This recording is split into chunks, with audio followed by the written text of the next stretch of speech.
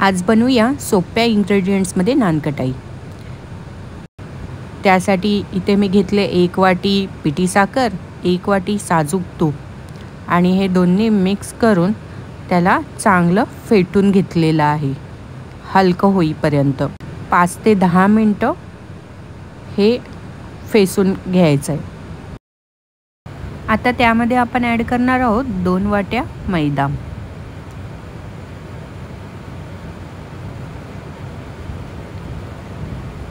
आणि 2 टेबलस्पून बेसन।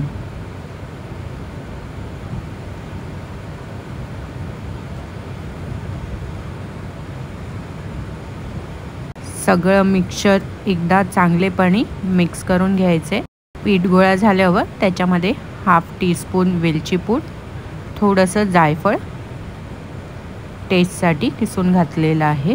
व्यवस्थित मिक्स करून घ्या।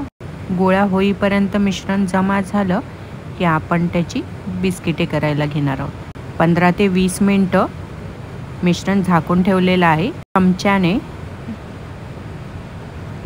आपण या बिस्किटांना शेप देणार आहोत।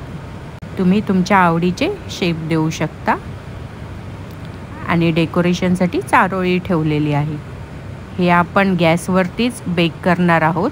तर खालती मीठ घेतलेलं आहे आणि प्रीहीट करून घेतलेली आहे। त्यामध्ये आता ही बिस्किटं आपण ठेवणार आहोत।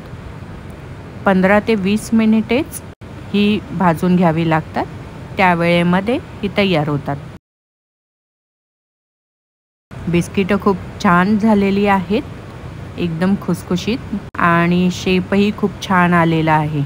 अगदी साध्या इन्ग्रेडियंट्समध्ये आपण ही बिस्किट केलेली आहे दिवाळीसाठी। अजून थोड्या डोमध्ये बदाम ॲड करून असे काही बिस्किट बनवले आहेत। तर व्हिडिओ आवडल्यास लाईक करा। चॅनलवर नवीन असाल तर प्लीज डू सबस्क्राईब। थँक्यू।